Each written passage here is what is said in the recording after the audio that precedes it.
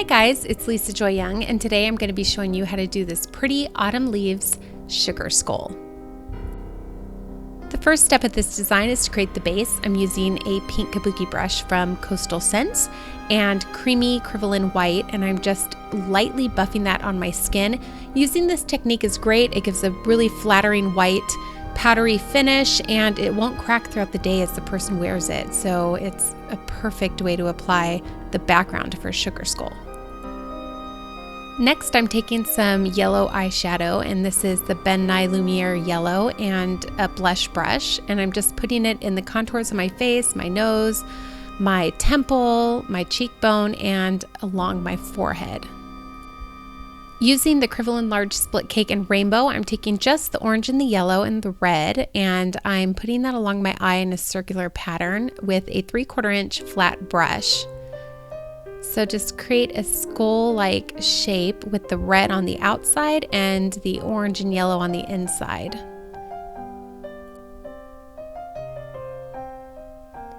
Flip your brush over and fill in the eyelid with that yellow and orange color.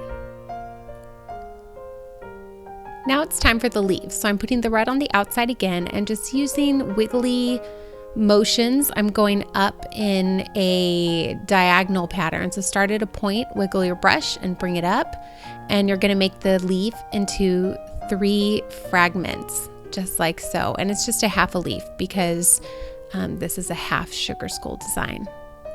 Fill it in with that yellow and orange color, and then we're going to get started on a smaller leaf. I flipped over my brush just to give some variation in the design, but you don't have to do that. I divided it into 3 fragments and just connected it to that larger leaf, as you see. Do the same thing on your chin, so just wiggle your brush and create a pattern of leaves on your chin that kind of flare out towards your jawline. And for the eye, just use a simple flicking motion to create smaller leaves along the eye socket. This is totally optional, but if you want to take a stubby, fluffy brush and some black star blend, you can add some dimension by just putting a little bit of black powder all around the socket of the eye to help create depth. And I'm also adding that to the crease of my lid too. And this you'd probably only want to do for adults, and underneath the eye as well.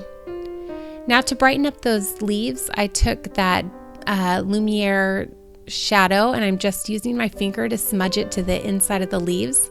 And this is a fast and easy way to create brightness without having to worry about blending, because it pretty much blends itself. To create more definition in the leaves, I took the red and I'm just flicking in with a number 3 round low cornel brush. And this also is only if you have extra time, but it really does help add some dimension to the designs. Just press and flick your brush into the leaves to create texture. Next, add a stem. Just go down the center of the leaf, and then you're going to create the veins of the leaf by very, very lightly pressing on your brush. You want to hardly touch your skin at all to create these veins.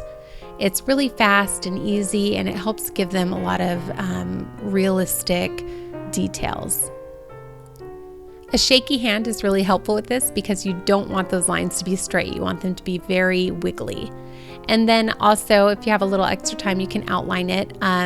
It just helps to define the leaves a little bit, add a little more to the design, but once again, this is totally optional. You did the 1 stroke, so it already has that red outline. So if you have extra time, you could do this. If not, totally skip it.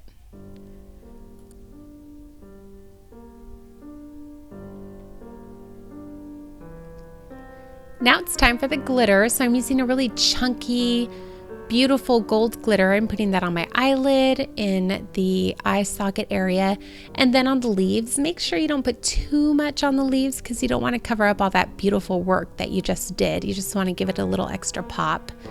And taking some black on a number 6 round brush, you're going to make sure that paint's nice and creamy so you get some good circular dots when you do this.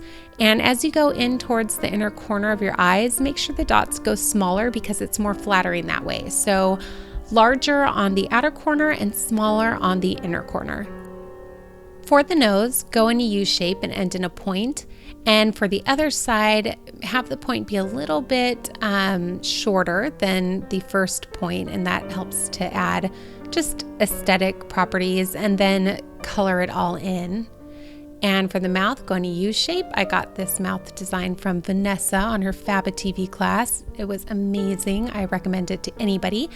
And make sure the teeth go from biggest to smallest as you're going up the jawline.